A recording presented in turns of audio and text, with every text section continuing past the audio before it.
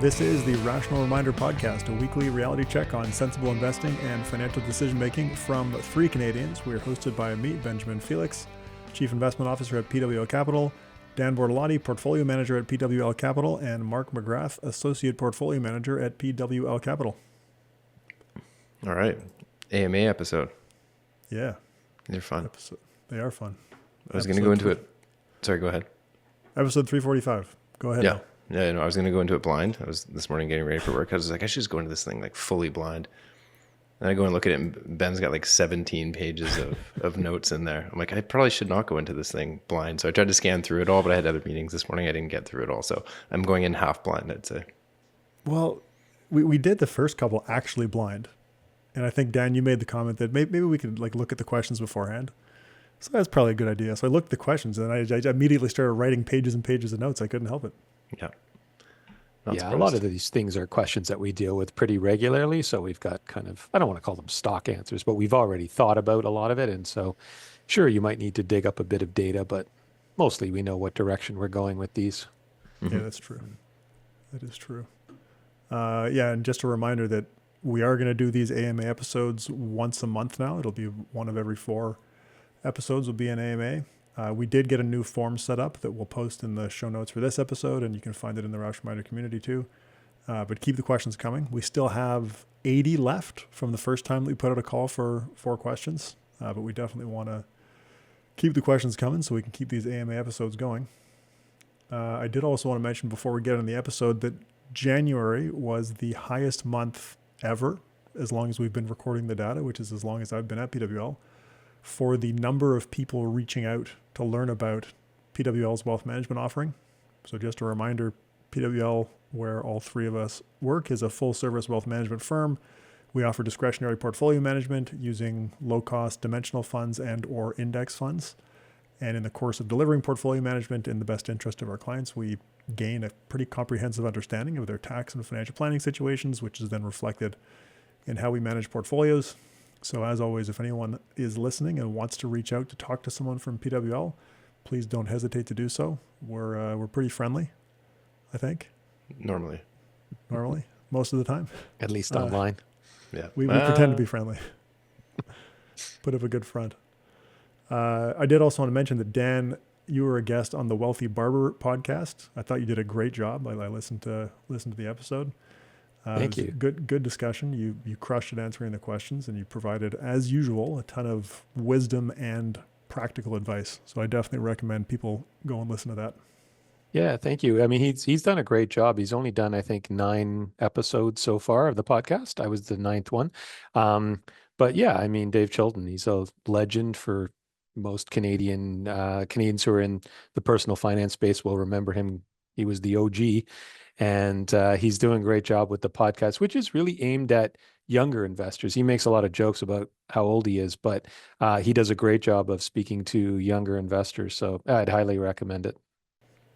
I tweeted that episode, and I said that you were the OG of index investing content, and that people should listen to the episode. Maybe in that specific context, but yeah, he's been doing that. Wealthy Barber, I think, what was the first book came out in like 89 or something. Yeah, so something like that. Yeah, it goes way back. Ago? Wow. Yeah, he is the real personal finance OG in Canada. That's for sure. Wow. All right. Should we go ahead to our AMA episode number 3? Let's do it. Let's do it.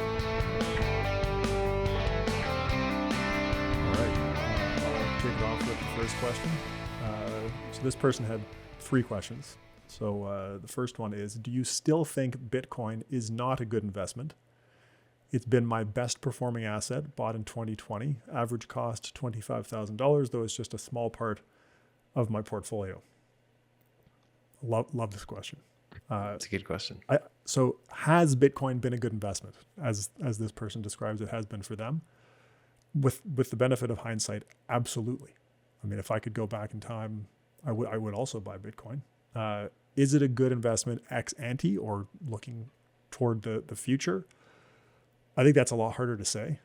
Now, I've been wrong about that in the past. I mean, I didn't buy Bitcoin 10 years ago or whenever I could have. Some people did. Some people have held on since then. I don't think very many have, but some have. But just because the number's gone up in the past just because Bitcoin's had good returns in the past, that alone does not give me much conviction that I should be buying Bitcoin now. Fama was on a podcast recently, and he went way further than I just did. He said that Bitcoin will likely be worthless within a decade. Now, he did also hedge a little bit. He said that the distribution of that prediction has very long tails, so Bitcoin could stick around longer.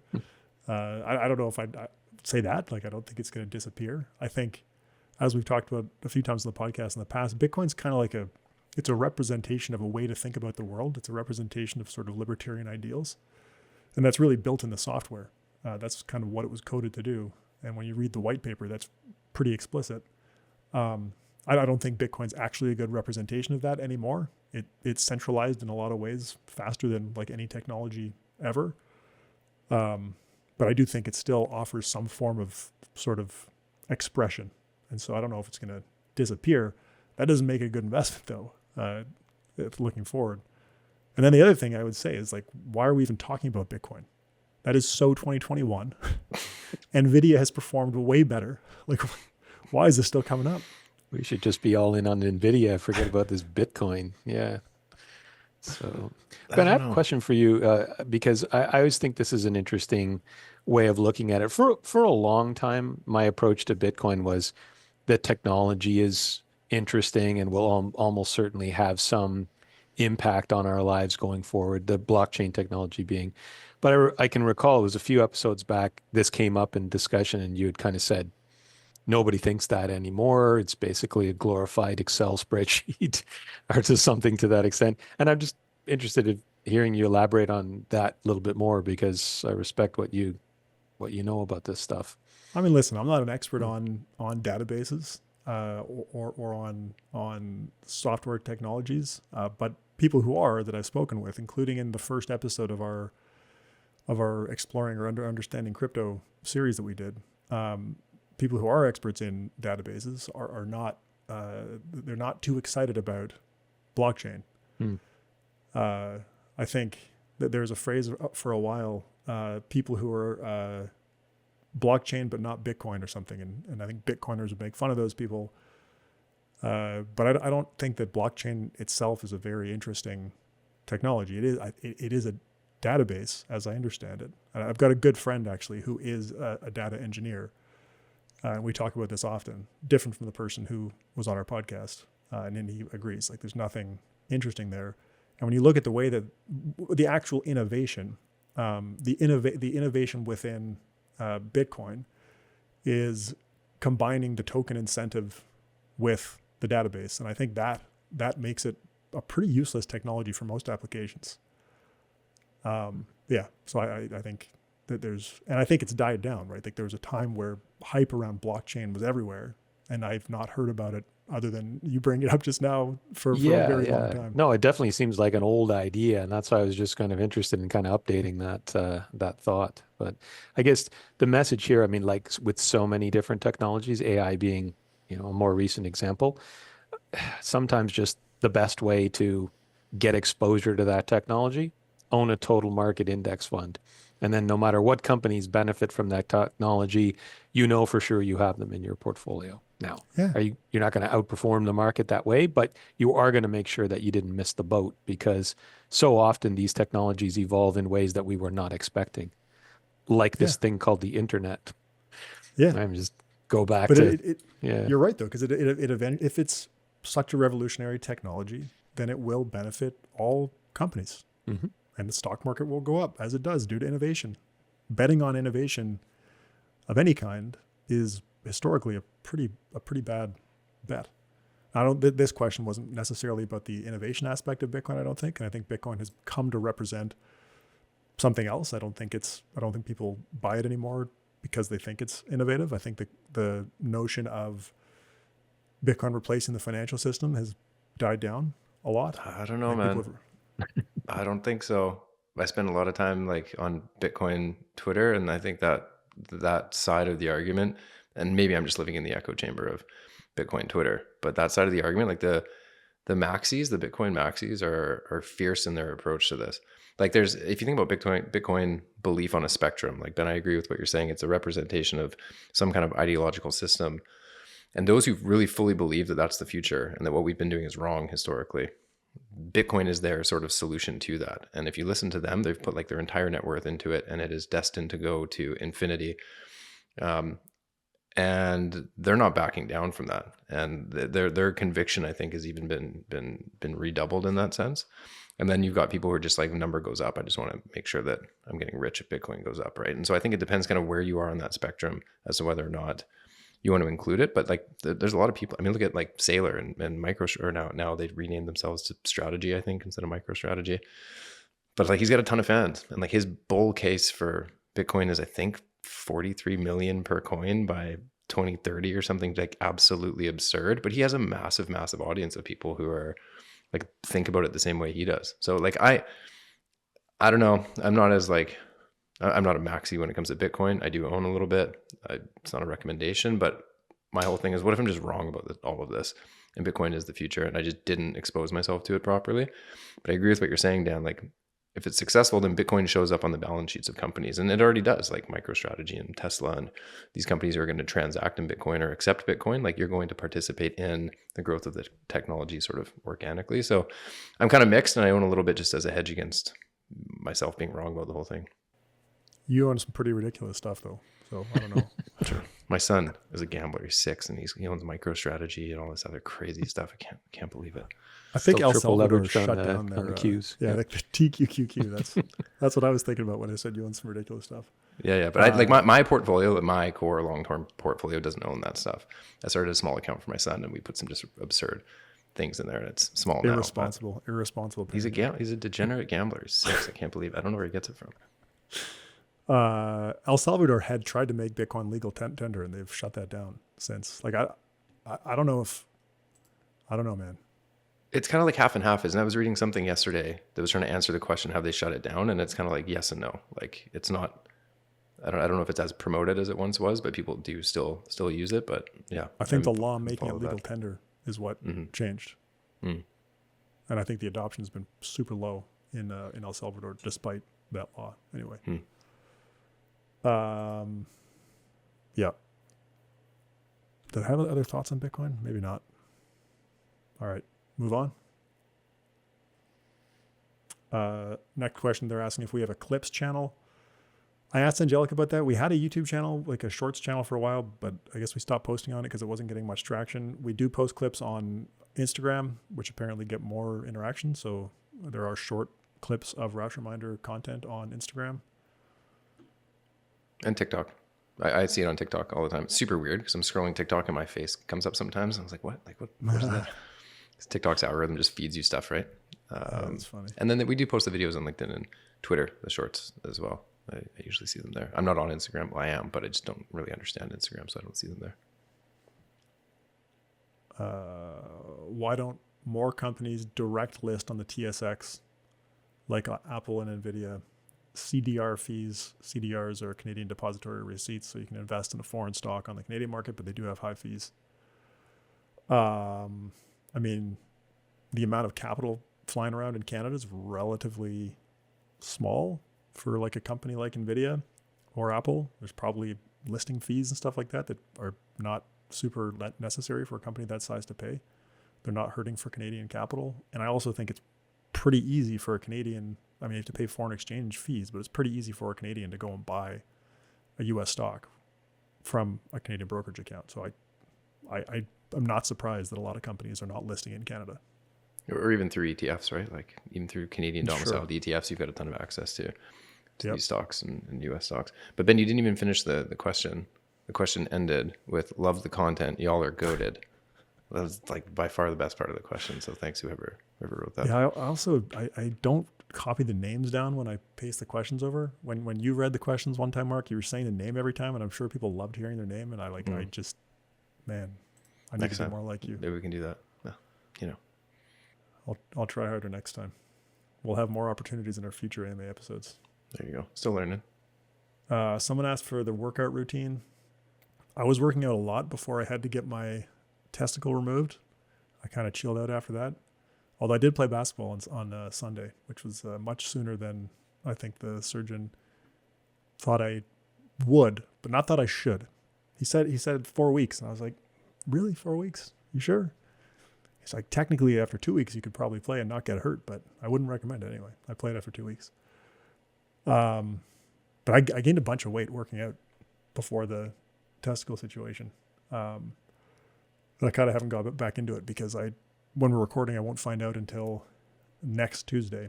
So by the time this comes out, I will have gotten my diagnosis, but I haven't got back into working out because I don't know if it's going to get thrown off track again by future treatments. But what are you doing? You're weightlifting, right? Yeah, I was doing a ton of weights.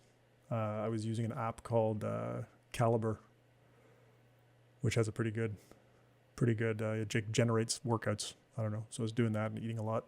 Gained 15 pounds of muscle, which I've since lost. What's the diet? Carnivore diet, right?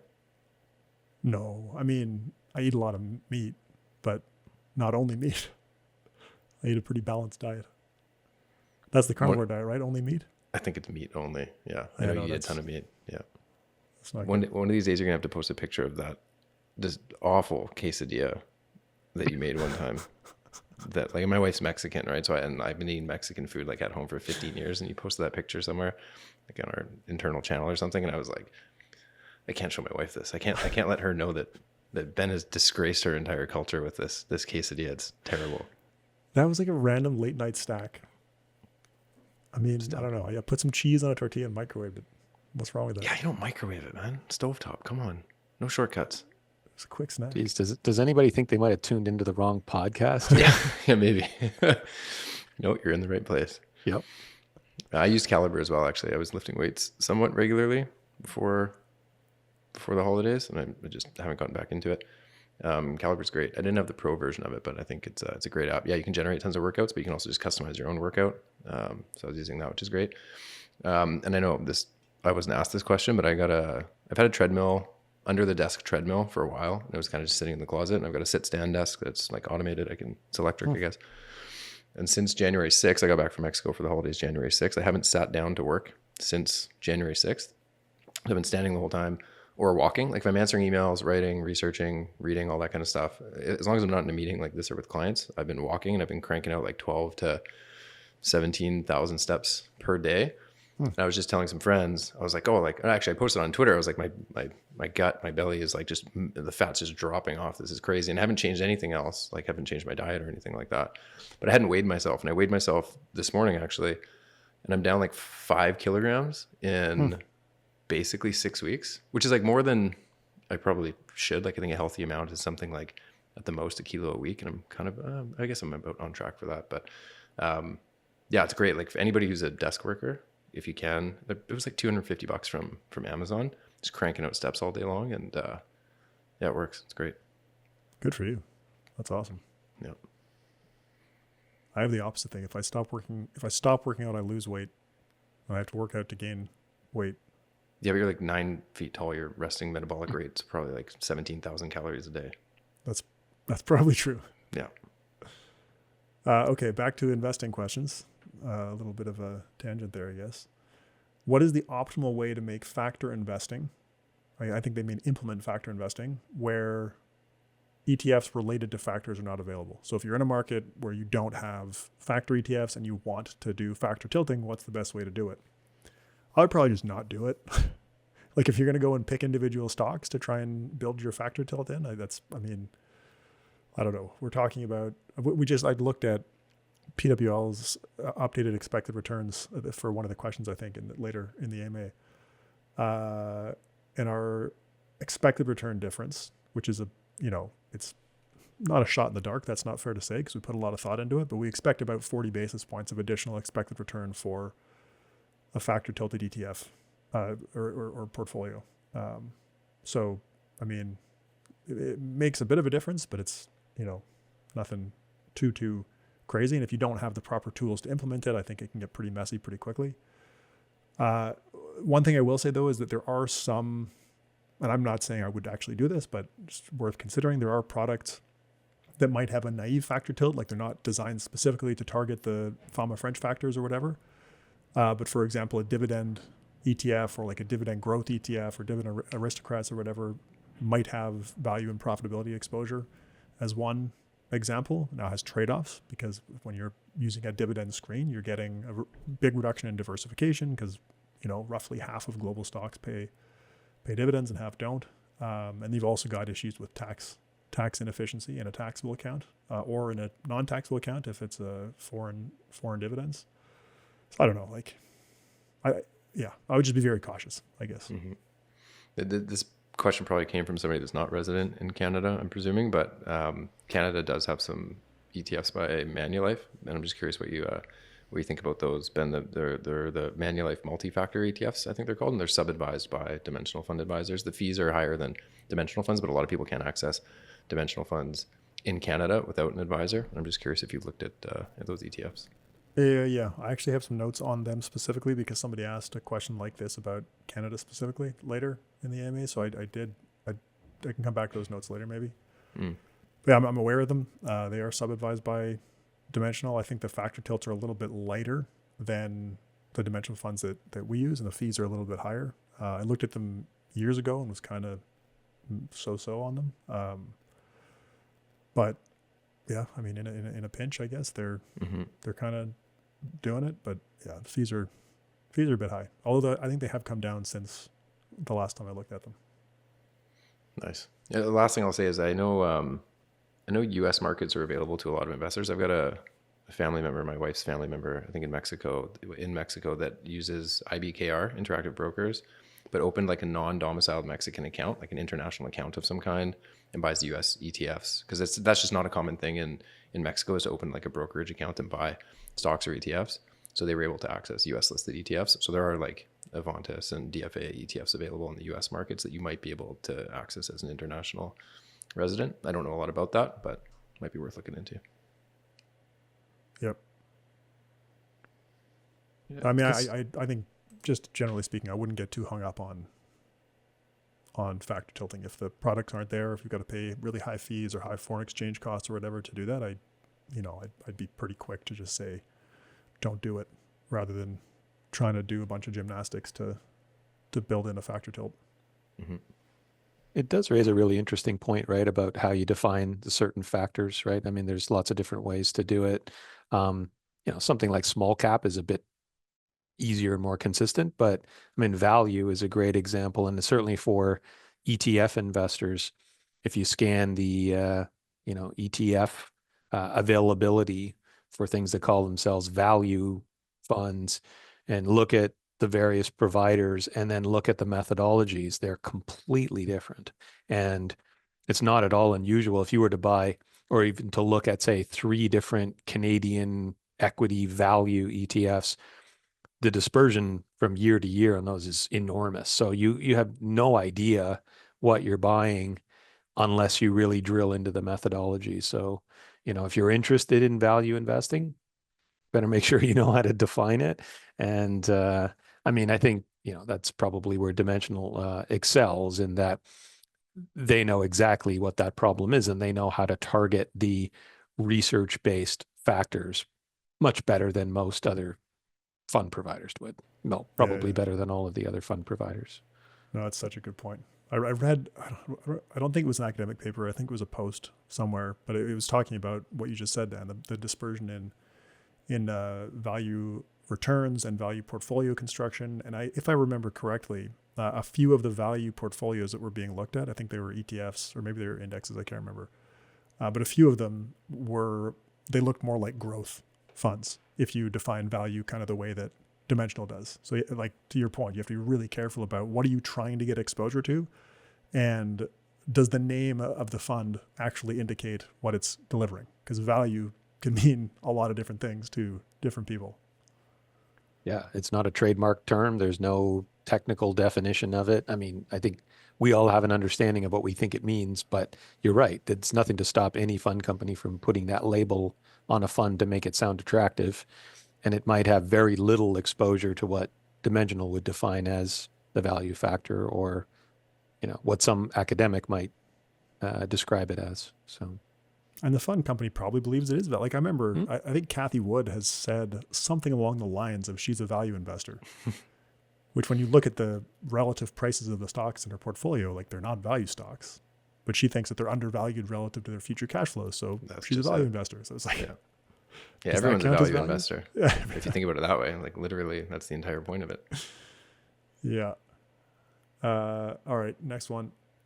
If you could only pick one ETF to invest in for 30 years, and that is when you retire after 30 years, would you go for market cap weighted, total market like VT, so total international stock market, a mix of equity and bonds like a 60-40 portfolio, or a heavy factor tilt like a small cap value portfolio?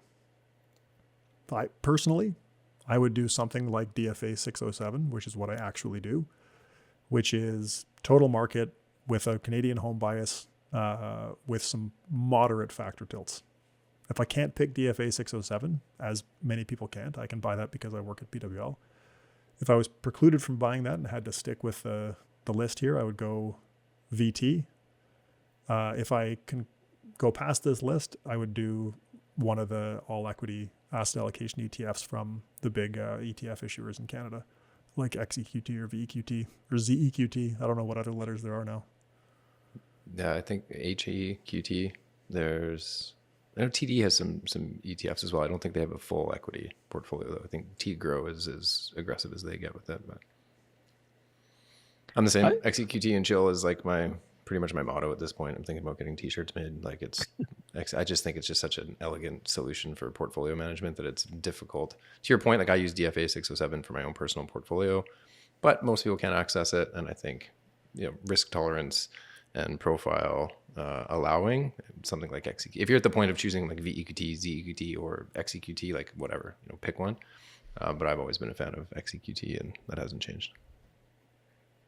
I'm kind of surprised that this is phrased or framed as a product question, because it's basically the question is, what should your asset allocation be if you have 30 years to retirement? The product is really secondary here, right? Like the two choices that the listeners offered, basically 100% equities or 60-40. Well, how can you answer that question unless you know the individual's risk tolerance, right? I mean, over 30 years, the chances of the 100% equity outperforming, I don't know, 99.9%. We can all agree on that. The question is, are you going to be able to stick to that for 30 years? So, I mean, to me, this is a question just simply, what is an appropriate asset mix for your time frame? And then question number two, what product should you use to implement that strategy? And at that point, as you said, whether you're picking the Vanguard or iShares or BMO version of whatever asset allocation fund doesn't make a huge difference. Yeah, great point. But I always try to steer people away from the what should I buy question as opposed to what strategy should I use to invest, which is so much more important. Oh, yeah. I actually posted a screenshot from my book, and it's basically the iShares, Vanguard, and BMO all-in-one ETFs, their costs and their asset mix or whatever. I tweeted out yesterday just to see what I said something like pick your fighter, and like most people it was like VEQT or XEQT, but a lot of people were like, oh, what about Bitcoin? What about QQQ? And I'm like, no. Like, no. That wasn't the question, right? But to your point, like once you nail down the strategy, the point of putting that in the book was like, these are very, very equivalent costs, asset mixes. They're essentially the same product. So once you align with the overarching strategy, then again, outside of the risk tolerance question and how much fixed income you want to have, it's not really a big deal which one you pick. Yep. Next question. Yeah. You want me to read it, Ben? You've been reading all of them. Please do. Okay.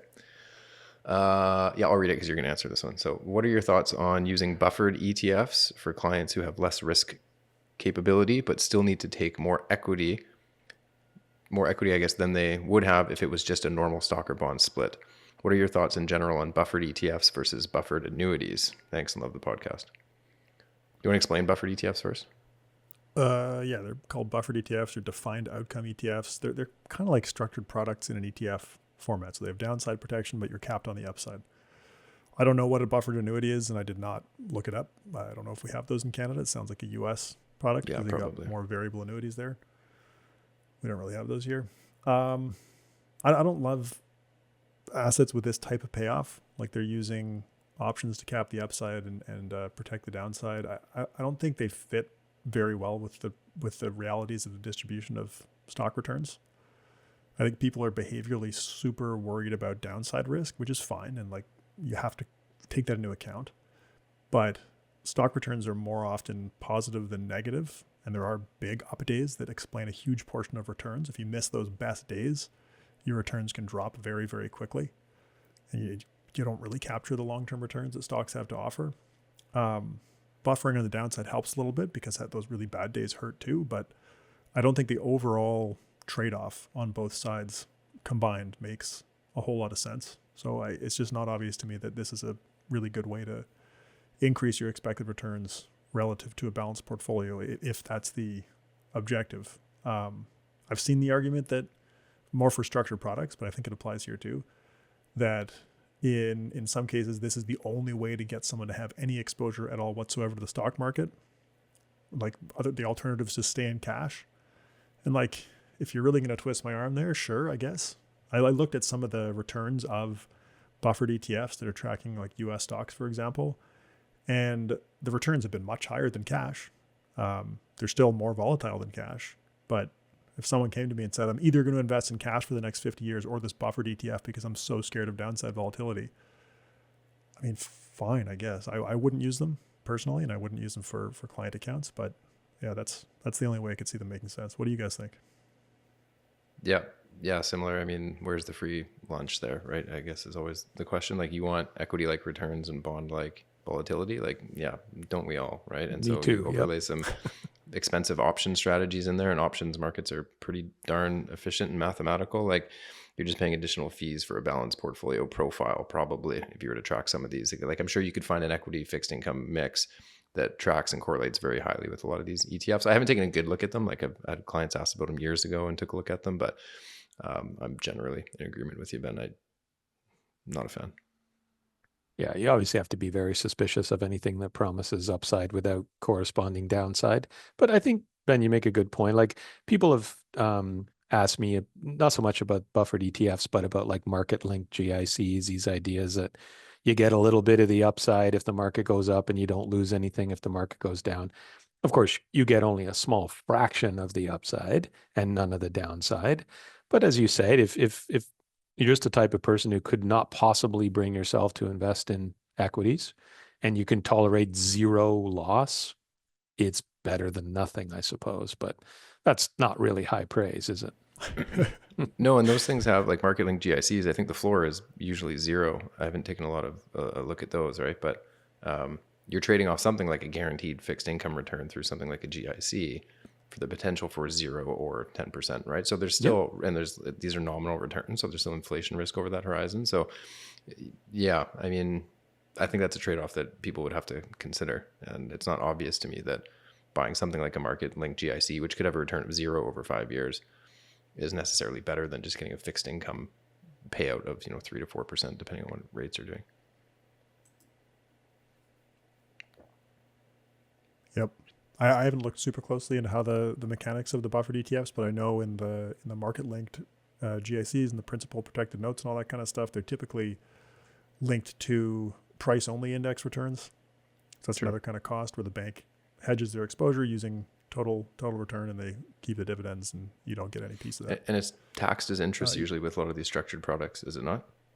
Yeah, I think so. There was a legislative change around that a while ago. I don't know. We don't use them at all. So yeah. Next one. Sure. Dan, you want to read it? Yeah, I think this is a good question. How should we think about market efficiency and expected returns when investing in markets with low transparency and or high corruption? China, some emerging markets, etc.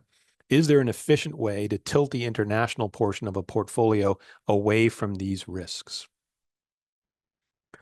So my first reaction is this. I mean, I think this is a good question, and it is certainly one that I have heard from clients express slightly differently. We normally include the entire global stock market in our portfolios, which includes an allocation to emerging markets. We've had some clients say, I'm not comfortable investing in emerging markets in general, sometimes mentioning specific countries that have a reputation for corruption and low transparency. And, the efficient market part of me wants to say, well, those risks are already priced in and the expected return is higher if the expected risk is also higher, et cetera, et cetera. And that all may very well be true. But in practice, if a client says to me, I don't want to include emerging markets in my portfolio, I just want to include Canada, the US, and international developed countries, I'm not going to argue with them. I think it's a perfectly legitimate position to take. Um, Again, is it optimal? I don't know, but you need to invest according to your values, I think, too. And if it just makes you uncomfortable, whatever potential benefit there might be from including emerging markets is going to be outweighed by your discomfort and your resistance to it. So it's a question that I think it's okay to not invest in that asset class if you feel the trade-off is not worthwhile. Well, in emerging markets is usually relative. I mean, by definition, is going to be a low percentage position in the portfolio just based on its relatively small market cap anyway, Exactly. right? So it's not like you're saying I don't want to invest in the US, which is 2/3 of the global market. It's like, okay, well, now there's a much bigger trade-off there. And if those are your values, then yes, you have to make that trade-off. But if it's like a 6% of the portfolio that you want to allocate to developed markets instead, I agree. Like long term, it's not likely to be the biggest difference maker. Yep. I've had that conversation with clients on both sides that you've had, Dan, where in some cases I've had clients wanting to allocate more to countries like China because they see that it's got high expected growth and that it's maybe a bit riskier, so they expect higher returns, which in the case of China has not really been the case. That was a bit of a flop, I think, relative to what a lot of people expected.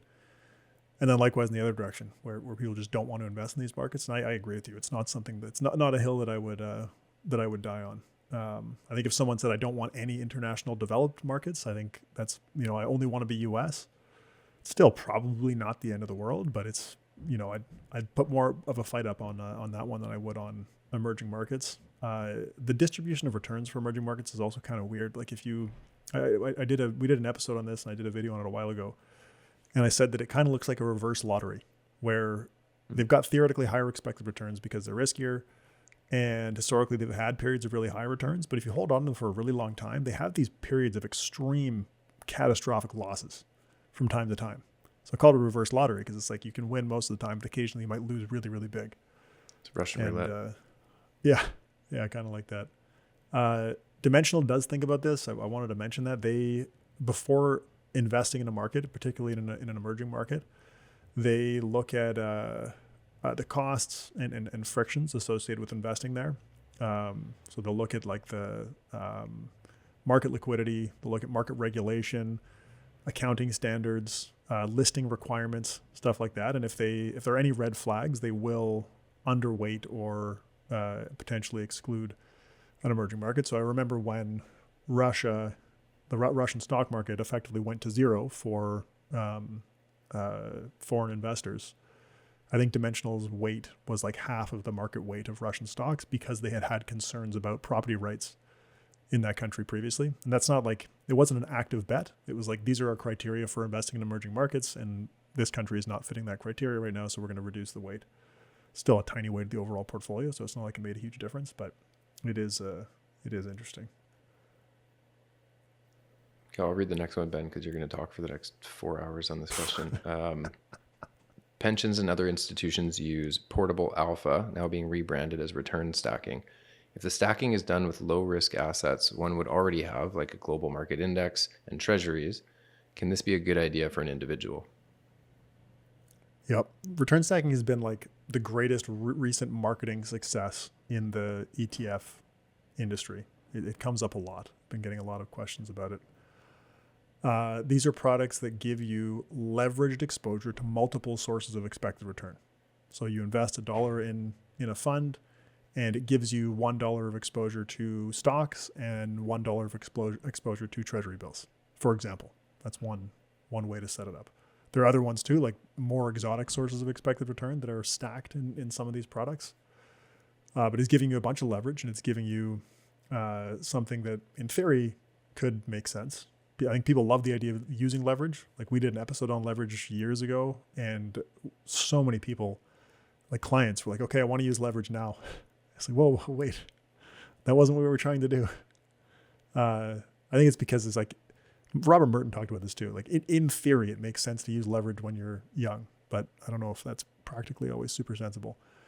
But anyway, theoretically, levering up the maximum Sharpe ratio portfolio to your desired level of expected return is superior than concentrating in higher expected return assets. So in theory, you're better off levering up a stock and bond portfolio, assuming it's got a higher Sharpe ratio than an all stock portfolio, to get a higher expected return than you are going all into stocks to increase your expected returns. And that's based on the assumptions in the capital asset pricing model. So I think people get excited about that kind of theoretical optimality thing.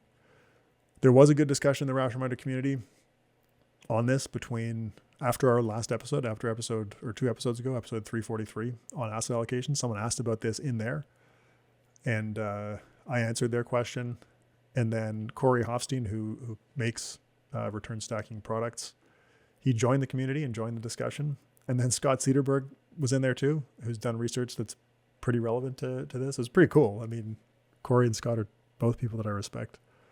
So it was neat to see them going back and forth about this. It was neat that I was able to participate in that.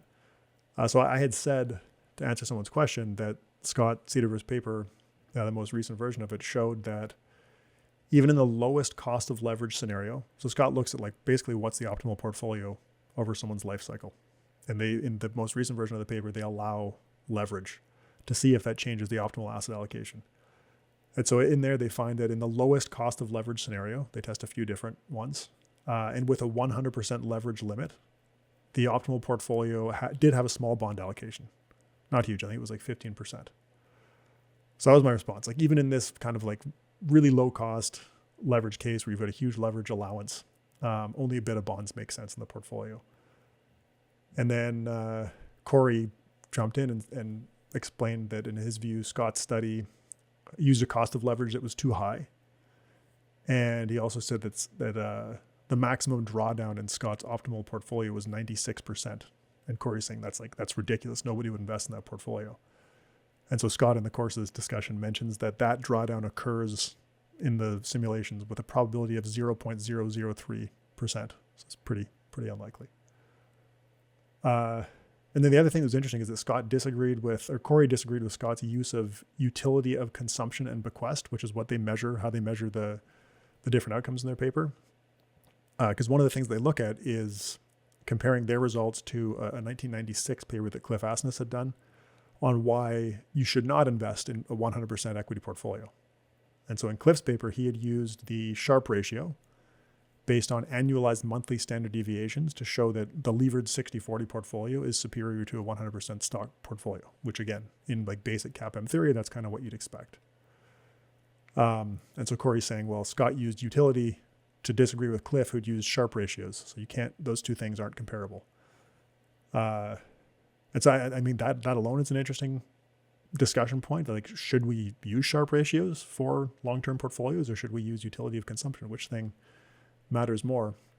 I think that the way that Scott set it up probably makes more sense, because Sharpe ratios kind of fall apart at long horizons for a couple of reasons.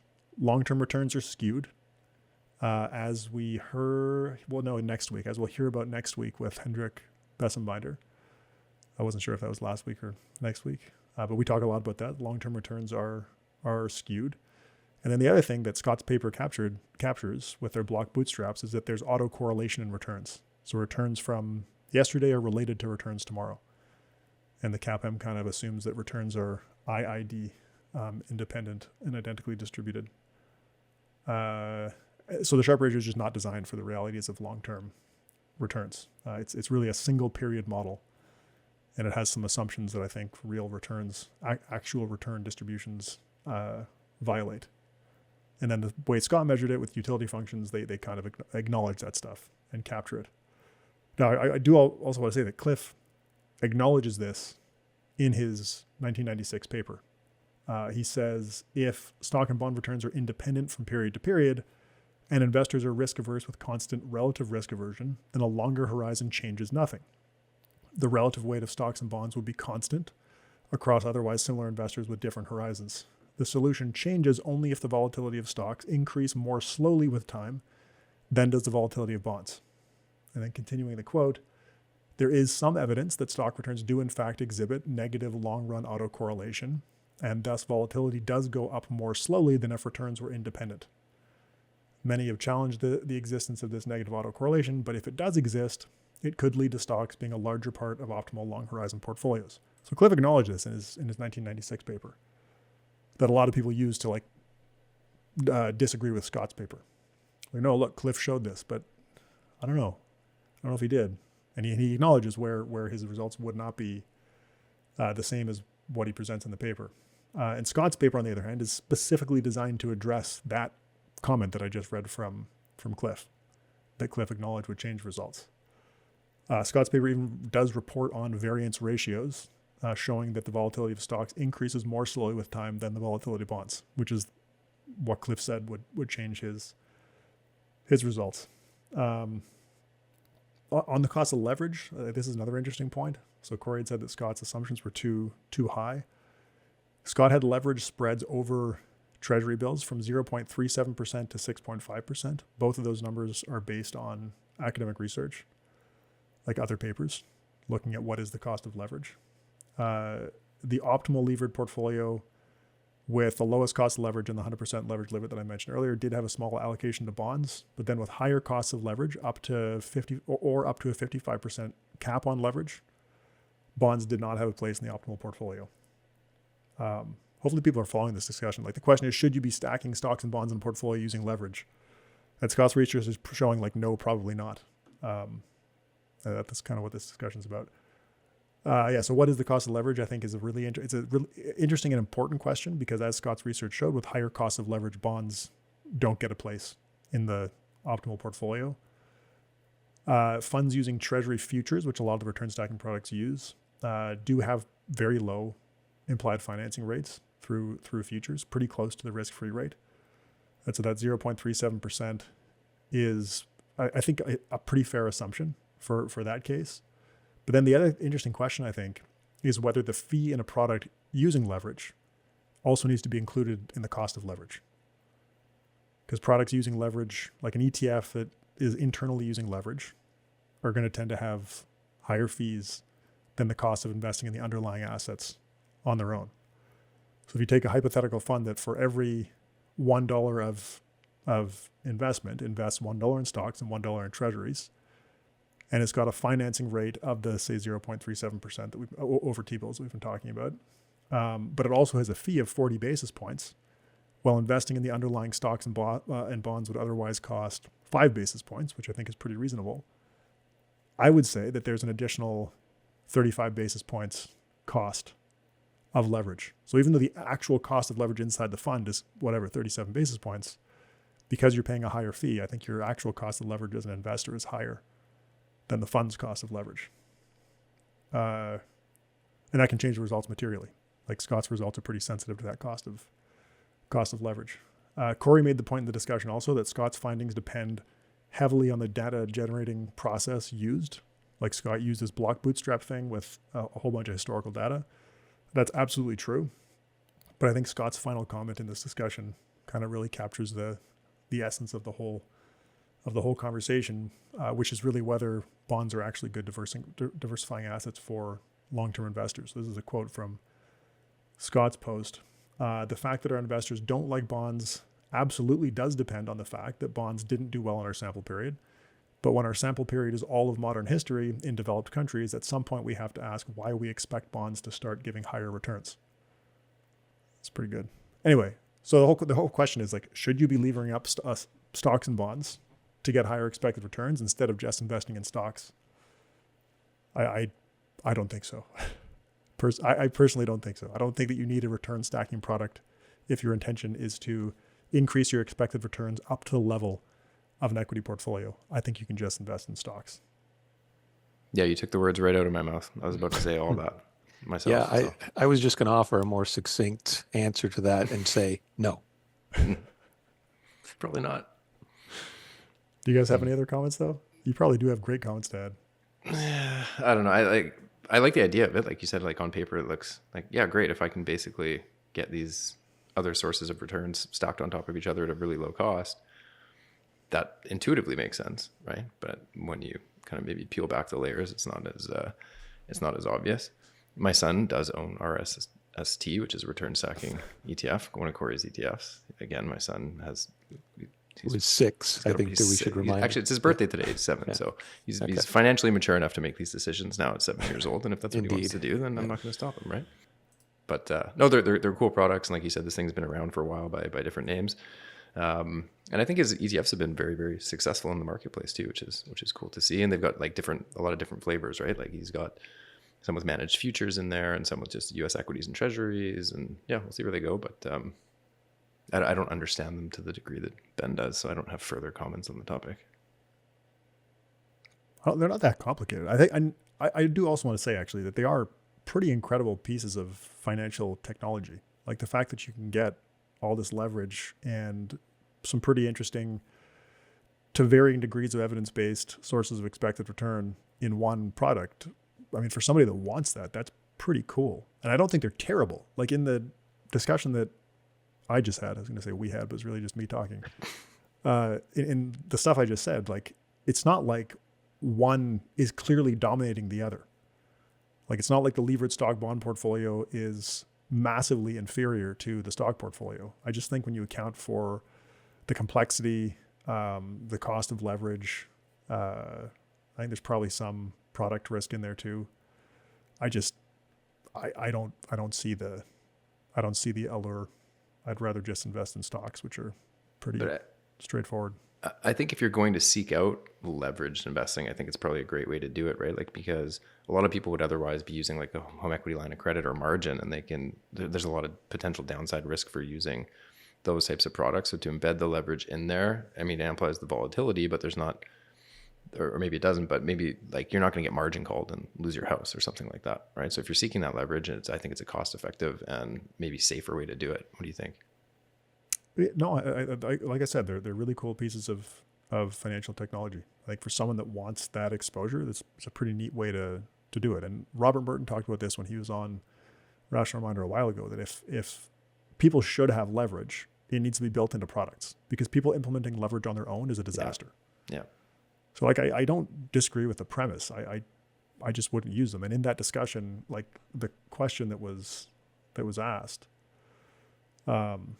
if the stacking is done with low risk assets, one would already have like gold market index and treasuries, can this be a good idea for an individual? I mean, the question is really asking the fundamental question that Cliff addressed in his 1996 paper, which is, are you better off levering up multiple sources of expected return that without leverage would have a lower expected return? Are you better off levering that up to the equity level of expected returns, or are you just better off investing in equities?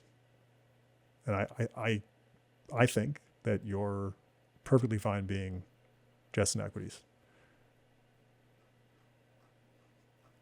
Okay. Should we move on? Yep. Yeah. Okay.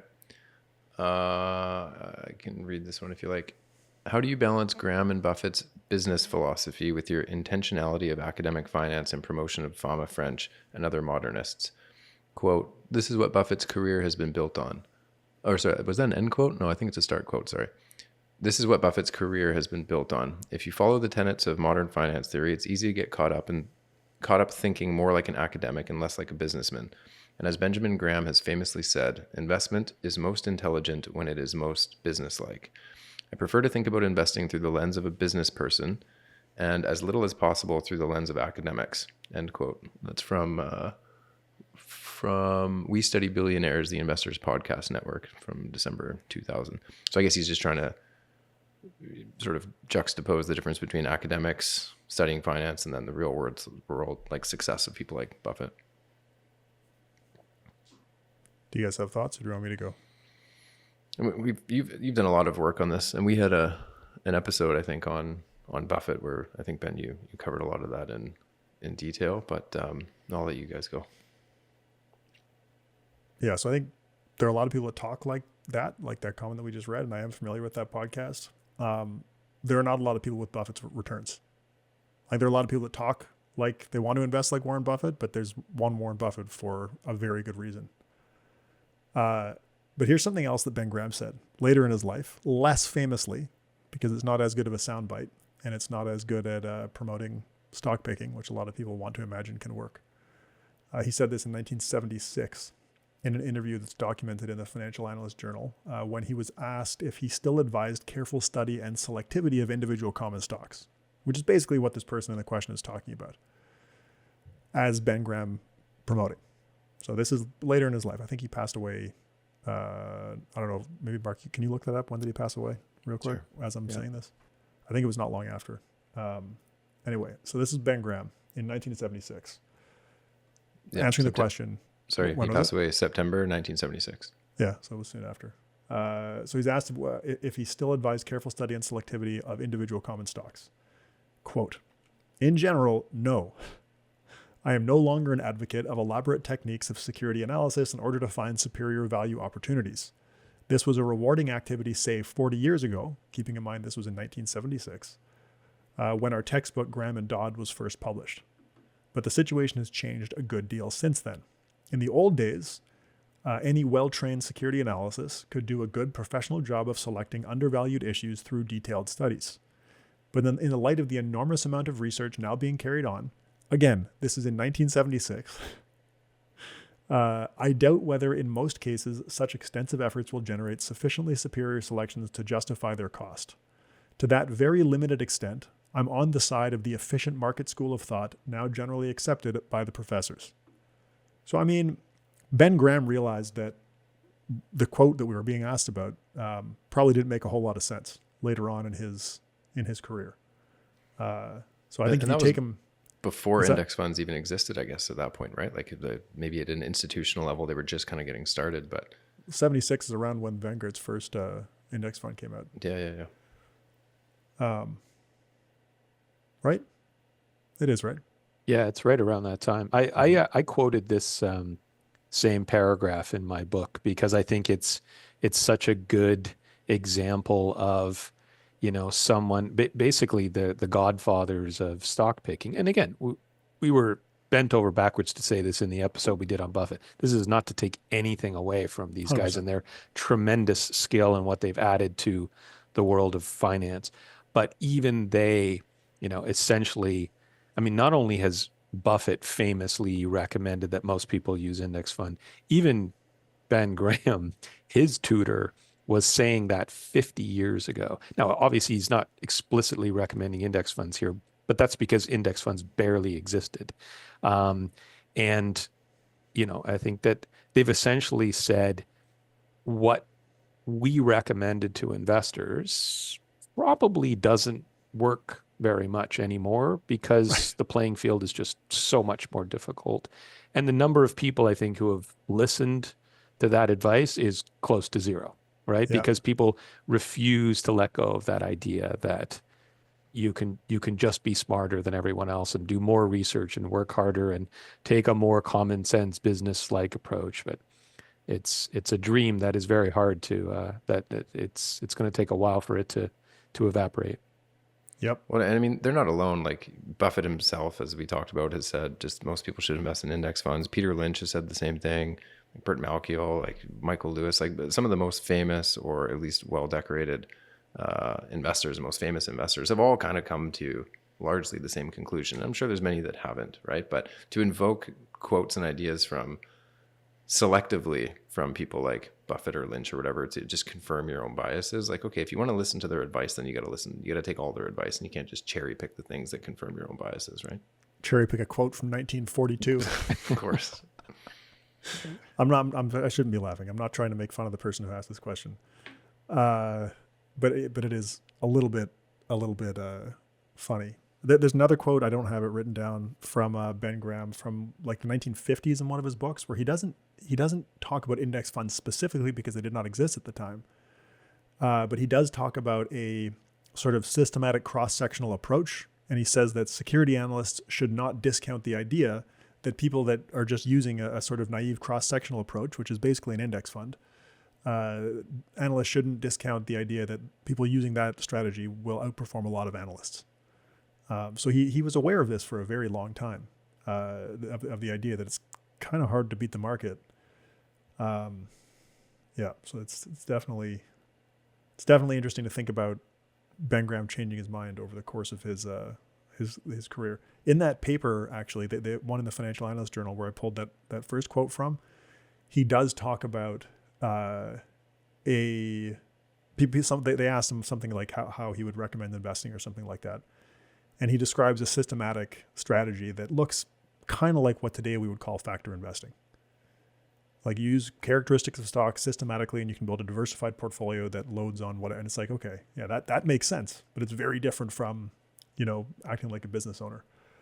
I do think that the framing of buying a business, like thinking about buying the discounted future cash flows of a business, I think thinking about that can make a lot of sense, even as an index investor, like thinking about the fact that there are all of these underlying businesses, because I think that helps people understand that, it's really hard for the index that represents the whole entire market to go to zero, because underlying it, there are all of these businesses that are doing things and adding value. So I think that's a worthwhile frame of reference. I don't think it makes sense to imagine that you get any special insight by thinking of yourself as a business owner and analyzing individual companies as if you were buying the whole thing and, doing something with it. Maybe in private markets, maybe. There I can see it. If you're literally buying whole companies and maybe even adding some value to them after the transaction, okay. But in public markets, I think the market's pretty good at pricing assets in a way that it doesn't eliminate mispricing, but it makes any mispricings that do happen pretty close to random, which makes it really hard to add value through security analysis, as I think Ben Graham would agree, unless you asked him in 1932. Well, and I think price is like the large component of that people, like your average investor, has a lot of trouble deriving, right? Like it's you can look at a business and look at their free cash flow and price earnings and all this kind of stuff and be like, oh yeah, this looks great. But the point is that you got to buy it at a certain price that makes sense, right? And so you can look at like, oh, their free cash flow is growing and everything. But if you're going to overpay for that, then your expected returns are lower, right? So you've got to get the price right as the output of all of that exercise. And the market's got to agree with you over time. And like the average investor, and even like above average investors, I think over long periods of time are likely not going to outcompete the market, right? Yep. We talked about that next week with Hendrik Bessenbinder. There's a ton of skewness in stock returns, and that leads to a ton of skewness in mutual fund returns and active mutual fund returns. It's tough game to win. Yep. Should I read the next one? Sure. It's a bit of a long question. I'm not going to read the whole thing, but the question is basically, when we look at the Shiller price earnings ratio, it's kind of high, but it's been high for a long time. Should we expect it to revert to the historical mean, or is it reasonable to think that it's permanently higher? What do you guys think? I was talking to somebody about not this exact question, but on Twitter yesterday, and they were basically concerned about the concentration risk of the Mag 7 stocks. And I was trying to just point out that, like, yeah, no, I get that. They are expensive historically. They are concentrated historically. But however many years ago, people were terrified about FANG, and then it became something else, and then with FANG with two A's, and then something else like FANG 5. I don't remember all of the different acronyms that were given to these top stocks. But had you got out of them or tilted away from them significantly at the time where this was first being talked about, you missed like an absolute ton of upside, right? And so this is the problem with all of these types of metrics that you look at. It's a timing risk, right? And you got to time it right more than once.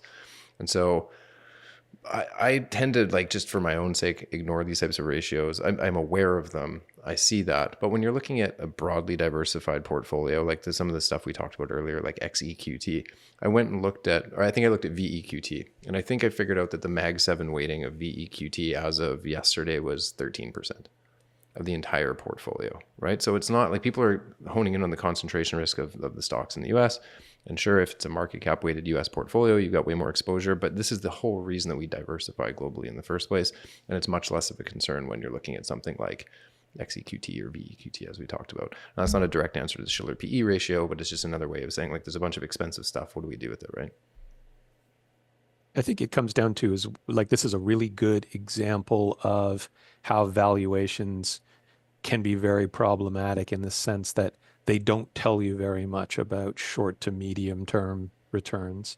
And it's so difficult that I mean, Vanguard did a paper a while back, and I'm just going from memory, Ben, you probably know, but they looked at 14 or 15 different metrics that people use for valuations, and they looked at their predictive power, like over some 40 or 50-year period.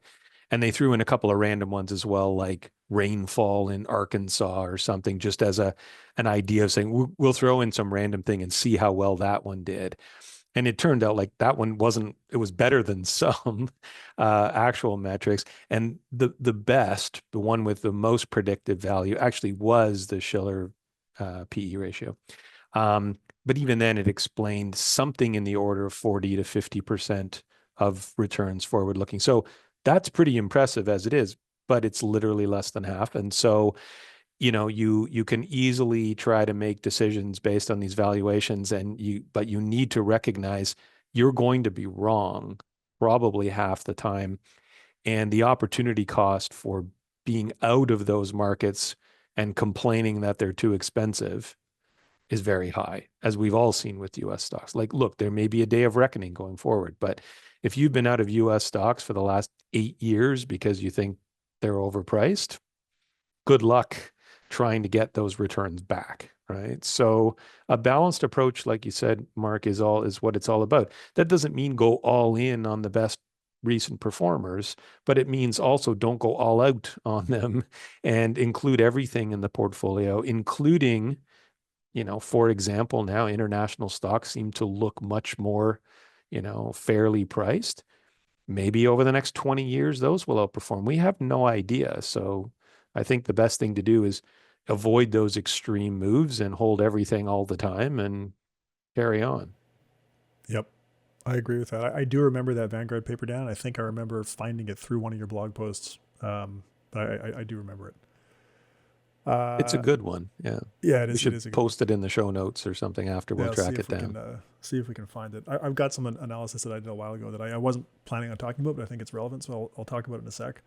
But to answer the listener's question, I think there are good reasons why stock valuations could be permanently higher now than in the past. So I don't think it's necessarily the case that we should expect a reversion to historical levels of valuation. Markets are way easier to access due to innovations like index funds or return stacked products and discount brokerage accounts. Investing is probably safer today than it was, when Ben Graham was writing about it. The ease of diversifying a portfolio today is like, nothing that was ever available in the past, because you can buy the whole market with one fund today. In Ben Graham's time, you didn't have much of a choice but to pick individual stocks. It was too costly to build an index portfolio, even if you had the idea to do so back then. There are also some accounting changes that probably contributed to current valuations being higher than the past. So that's another important consideration. So I don't think it's necessary that we assume that valuations are going to go back to some historical mean or to what they've been in the past. That doesn't mean they're going to stay where they are, but I don't think we need to build into our expectations that they're going to fall back to where they were, 60 years ago. And the other thing is, we don't need to expect valuations to normalize or to fall to have lower expected returns.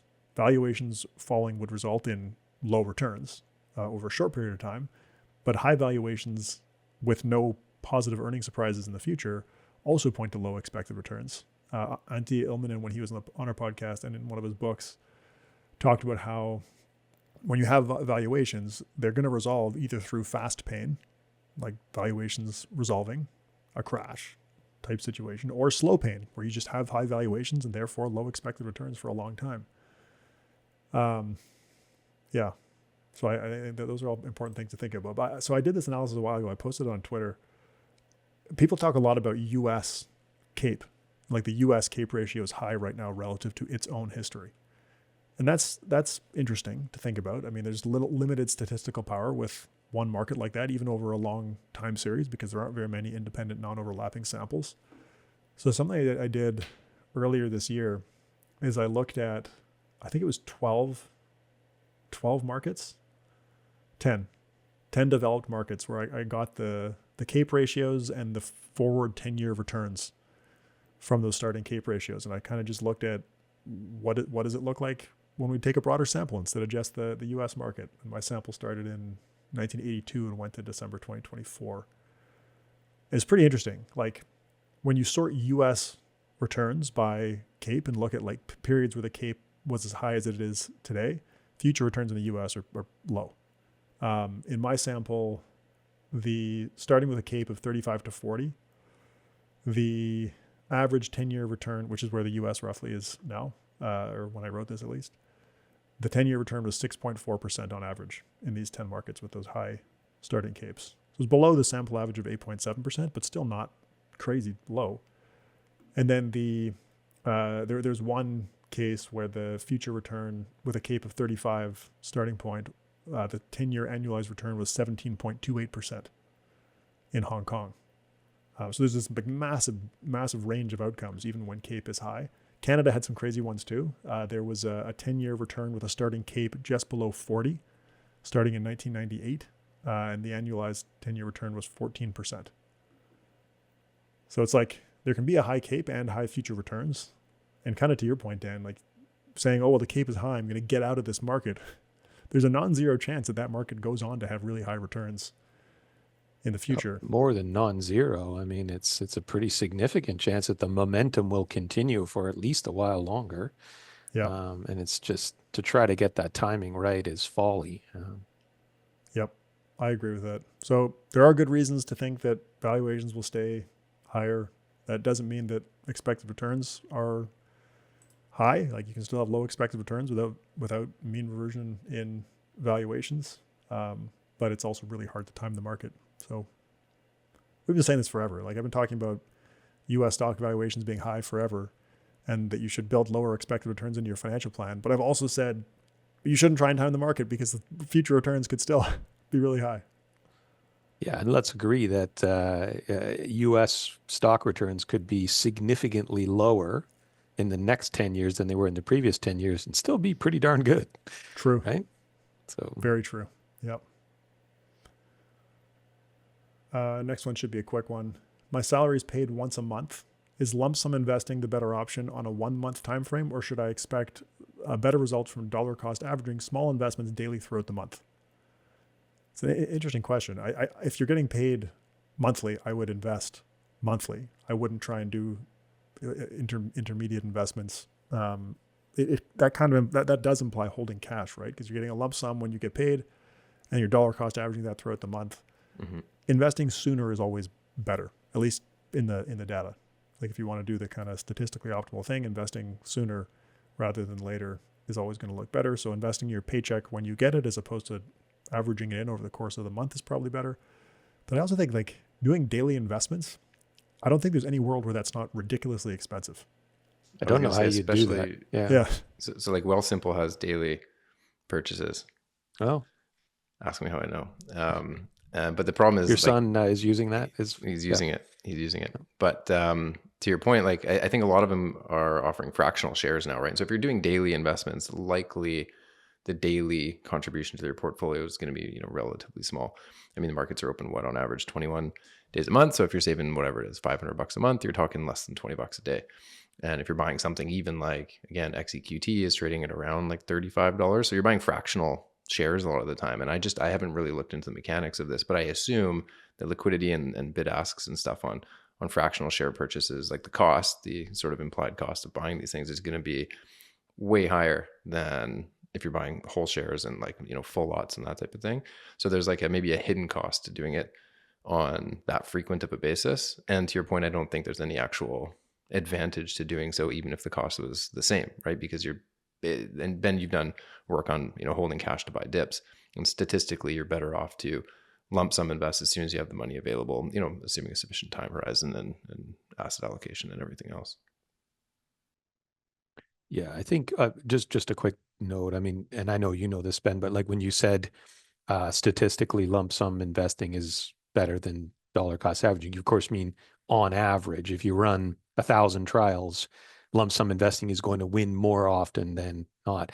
But in individual specific situations, of course, not dollar cost averaging can be pretty catastrophic. So I personally believe that like dollar cost averaging can make a lot of sense for behavioral reasons if you have a very large kind of one-off lump sum to invest, and you're terrified about putting it all into the market at once. But that's not what we're talking about here, of course. And for anybody who earns a regular income, whether it's biweekly, monthly, just get a little bit in every paycheck and don't try to hyper optimize that, because the time period, like whether you invest once a month or quarterly or twice a year over the long term, is not going to make much difference. Just get the money in there and, implement your plan. Yep, I agree with all that. I did a paper on dollar cost averaging a while ago, and everything you said is absolutely correct, Dan, that it's not a guaranteed way to get a better outcome. A lot of times, not a lot. I think it was about 67, two-thirds of the time that lump sum investing wins, comes out ahead. But one of the really interesting things that I looked at, to your point, is in the worst outcomes for lump sum investing, did dollar cost averaging save you? And if I remember correctly, my result was that it was about 50-50. So if you take the worst lump sum outcome, so you knew before the fact that this is going to be one of the worst times to do a lump sum, would dollar cost averaging give you a better outcome? And it was about 50-50 in that case too, which I thought was super counterintuitive. Yeah. No, the big issue with dollar cost averaging, and I've seen this a lot, is just behavior. Like I always say to people, there is never a good time, it will never feel like a good time to put a huge amount of money into the markets, right? Because if they performed well recently, you're terrified that they're overdue for a decline. And if they performed poorly recently, you just think it's going to continue. And you get sucked into that trap and you do nothing. So if you can get somebody to invest a lump sum gradually, then they should do it. But the expectation is not that you will achieve a higher return, because most of the time you won't. You'll probably achieve a higher return than you would if you just sat on the sidelines for 2 years, terrified to put that cash in. Yep, agree.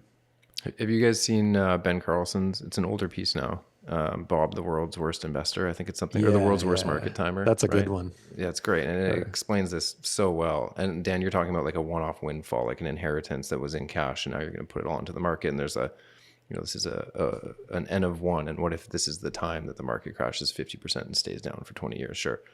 But Ben Carlson's piece was Bob, who basically saves all of his money in cash and then only lumps it in right before the biggest historical stock market crises that we've seen, right? And Black Monday and the tech crash and everything else. And how did things play out for him? So he lumps it in on the night before Black Monday, takes the whole drawdown, and then he keeps saving monthly in cash. And then right before the tech crash or something like that, he lumps in his next component to his portfolio.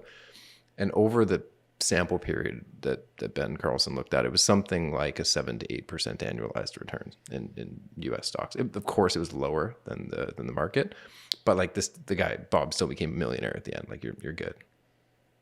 Yeah. Yep. No, it's a great piece, because people always worry about, that they're going to have real unfortunate timing, and they might. But if you stick to that kind of plan long term and you're saving and investing, the timing is unlikely to be too catastrophic. Right? So, what do you guys think? Maybe 2 more questions, and then go to the after show?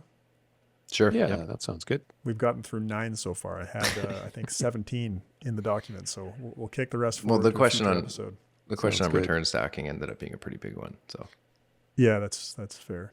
Hopefully, it was interesting. I'm interested in your take on this one, Dan. I've got thoughts too. There's plenty of information available on how to start investing, but where do I find generalized information on whether or not people should change their asset allocation to take on less risk as their time horizon shrinks? And when the time comes, which assets should you sell first?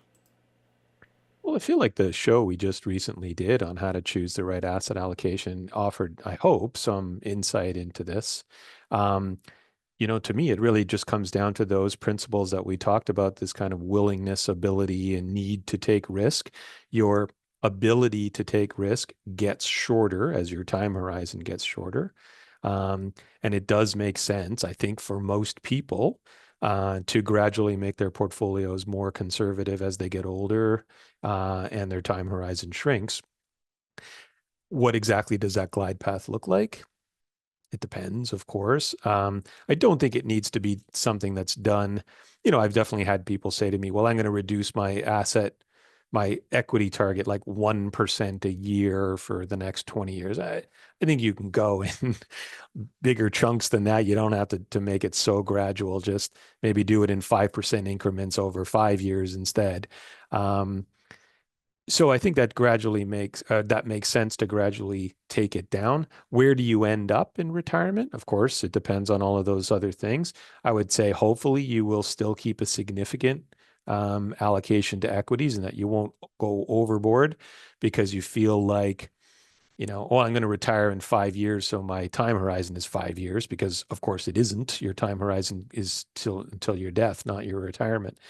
Um, so there's no easy formula for it. I mean, to answer the second part, which assets to sell first? I mean, I think there's only one way to go. If you're going to be more conservative, you've got to sell equities and buy more fixed income.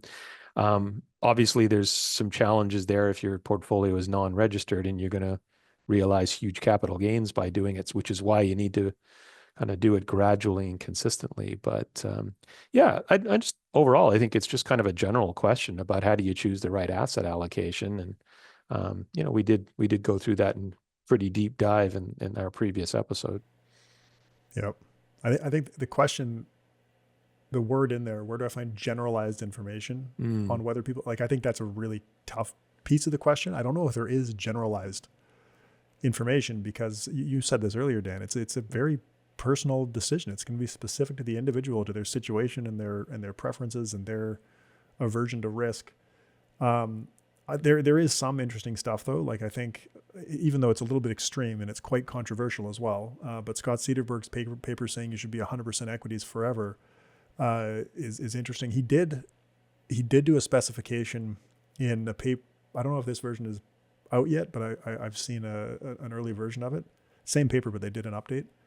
One of the things that they looked at is finding the optimal portfolio if you did the optimal allocation every single year as opposed to the optimal allocation over your lifetime. And they did find in one specific case that the optimal portfolio did include, it was all equities up until retirement, I think, and then it had an allocation to bills that was decreasing for 5 or 6 years into retirement. That was interesting. That is a pretty small economic difference, but just kind of interesting to see. I don't know if that helps answer this question though. Probably. Sorry, I would just jump back and say, in terms of the generalized information, I mean, I think the framework that we provide is generalized information, right? Because it doesn't assume that everybody has the same situation. It's a series of questions that you can ask yourself to assess your own personal situation and where you might go. Right. Larry Swedrow's book, which is where we stole the idea of the ability, willingness, and need to take risk, I think it's called The Only Guide to the Best Financial Plan You'll Ever Need. He has that series that all have similar titles, but it's the one with the term financial plan in it. And that's one where he doesn't talk a great deal about investing in that book. It's really more about the planning process. And there's some good information in there about how to choose an appropriate asset allocation. Yeah, you're right. That is generalized. The most general research that I'm aware of on this is Francisco Gomes, who's a guest on this podcast a while ago. He has data showing that investors become more risk-seeking with increasing wealth, which in a life cycle model does imply either a mildly decreasing or flat allocation to stocks over the life cycle. Not 100% stocks like in the Scott Cederberg research, but whatever your allocation to stocks is, Francisco Gomes' data shows that it shouldn't necessarily change. And he actually talked with that on the podcast, and it surprised me to the point where I emailed him afterwards to say, can you send me the research? Because I don't know if I'd understood that from reading his papers. And so he did send me the paper showing that. But I think that's pretty interesting, that if you could just pick an asset allocation, whether it's 100% stocks or, I mean, probably not, but 60% stocks, 70, whatever.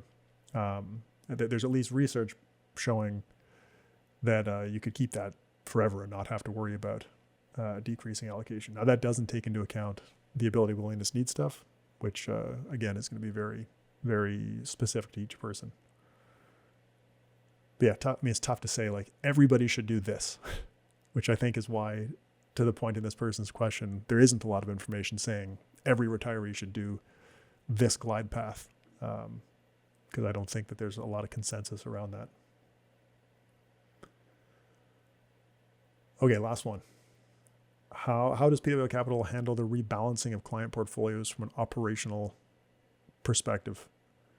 Dan, I want to hear what you have to say. I'm just going to say real quick what we do. I think your comments are going to be more interesting than mine, though.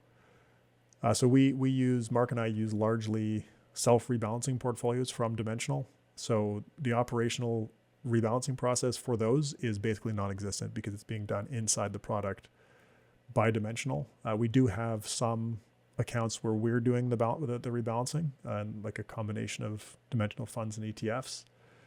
In those cases, we have asset allocation targets, and we monitor those using software for deviation from those targets, and then we trade if they get outside of those limits. Using those allocation funds from Dimensional, and I think you might have mentioned this in Dave Chilton's podcast. I can't remember, Dan.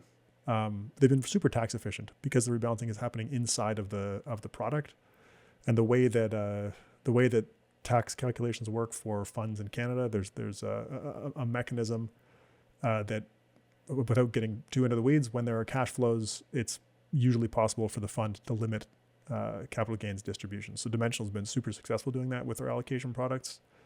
That may not always be true, but since the inception of those allocation funds that we use, they've been like ridiculously tax efficient. Did you talk about right. that? Yeah, I did, because the idea is that all of those asset allocation funds in Canada, I think, are still growing in popularity. So there's a lot of positive inflows. And so most of the time, they don't need to rebalance by selling what's overweight. They just rebalance by buying what's underweighted with new cash flows. And that really limits the amount of realized gains that those funds distribute. They will have to distribute some gains if we have a huge market move, but for more moderate moves, that rebalancing with cash inflows is a really tax efficient mechanism. Yep. Do you want to talk about your rebalancing process, Dan? Yeah, it's very similar to what you had mentioned, Ben, on kind of the second part of your answer. So we typically don't use all-in-one ETFs for our client portfolios, at least not across the board. We might use them in a single account, or especially the smaller accounts. But mostly we're holding the individual asset class ETFs. We also mix in GICs with a lot of our clients for the fixed income side. So there is a fair bit of active rebalancing going on. And it's simpler. We just have the software screens periodically for portfolios that are out of balance. Our threshold is typically 5 percentage points. So if you're got a 70% equity portfolio, we're going to rebalance when you hit 75 or 65 in the other direction. We can use a little bit of discretion on that, and the discretion is never for like market timing reasons, but there might be, if you're 5.1% over the target, and we know if we, rebalance, we're going to have to realize some pretty large capital gains, and it's September, we might say, well, maybe let's give it another 3 months and rebalance in January and defer those taxes for another year, something like that. So there's a little bit of decision making going on almost entirely for tax purposes. It is a little bit more work to kind of get in there, and we're making more transactions for sure. But it does give us a little bit more control on asset location and tax efficiency of some funds. Yeah. How do you find, in a situation like COVID, when the market tanks all of a sudden and portfolios are off their allocations, how do you find the process in that case? So that was a great example of it took a little bit, it took a lot more, I think, effort on our part to kind of get in and actually make those trades, which we had talked about was really, really difficult behaviorally. And that was one very specific situation where having a all-in-one type fund like a VBAL, XBAL thing would have actually served you really, really well. The reason being that we actively had to sell bonds and buy stocks in March of 2020, April of 2020.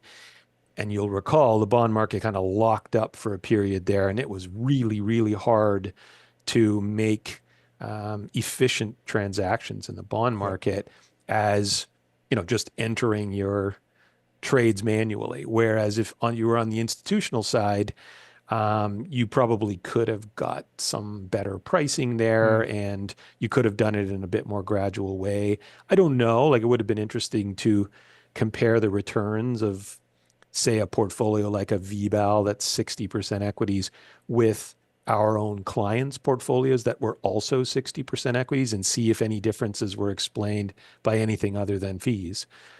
I don't know. We didn't do that systematically. But that was definitely a challenge. And I remember making this point, like for DIY investors, like if it was hard for us, you can imagine what Yeah. it was like for DIY investors.